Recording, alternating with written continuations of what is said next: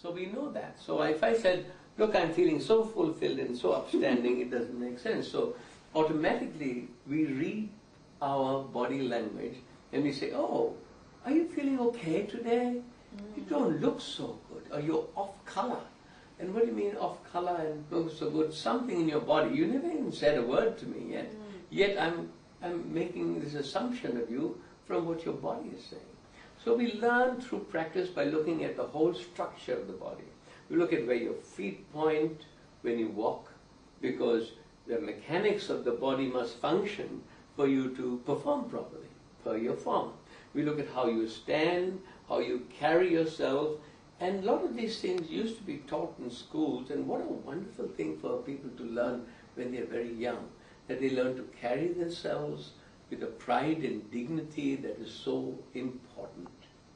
And if only we could get this message across to schools and education institutions or self-awareness places where they could carry themselves with pride and dignity, everything else they do would be so much more. Because it's your self-esteem of how you see yourself, not how other people see you. Your self-confidence is how you confide in yourself. And all that can be seen in how you carry yourself, how you dress, how you stand, how you walk, and how you move. So in the body analysis class, we go through all that, the shape of your body, your different shapes in different places of your body. You eat the same food, yet one part of your body grows bigger than you wanted, or some parts remain smaller than you wanted. The same food should affect all of your body, yet it doesn't. So there's something going on in that particular aspect of your life that you need to look at, which may be suppressed, or you have a fight or flight pattern. So these are the things that are constantly talking to us. And in the body analysis class, we really go through you from head to toe, front, back, side view, and how you present yourself forward and back. And sometimes you'll be surprised when you see how far out of our body we are living. Our head is so far ahead of us, we seem to be going headlong. Why? Because the head is going and the body is trying to catch up and follow along. Because our mind moves so fast and it's not patient enough with ourselves. So we drag our body along or force it along, yet the body has to perform. And when it doesn't, I feel somebody is not supporting me. Somebody doesn't understand me. It can't understand you if your own body is not standing under you.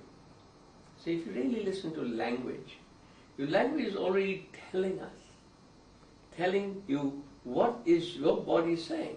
So when you say, I don't understand you, Hanuman, I'll ask you to please stand up so I can see your posture. And if your head is ahead of you, you haven't got any body or part of your body that will not understand me, because it's really, you're listening to your body responses, not mine. Your body's responses to my body, not my body. So your head could never be fitted on my body to understand me. So it's only your responses that you're listening to, but you've got to be there to listen to it. So posture is the number one factor. So when we really look at the posture and the shape you're in, it gives us a very quick assessment, and through practice you get to understand it. But these classes are all practical, hands-on. You're not learning from a book, you're looking from the real thing. Herman, it also says you talk about the language of the hands. Let's have a look at your hand. When you look at your hand, it's a very squarish hand. So you're very practical. If you look at my hand, it's very rectangular. And the rectangular hand has got longer palm and shorter fingers. So this is more intuitive, or more, I internalize a lot in my feelings, and I don't express so much of my mind until I listen to inside. Whereas your fingers and your palm are almost the same. So what you do, and you give it all you've got, but in a very practical, down-to-earth way. And that's why the type of work you are in just now is much more practical rather than so imaginative or into the sorts of things that I get into.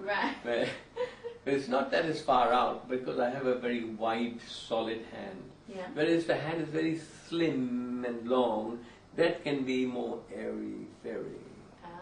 So it's the delicateness that makes you by nature delicate, because that's how you hand it out to us.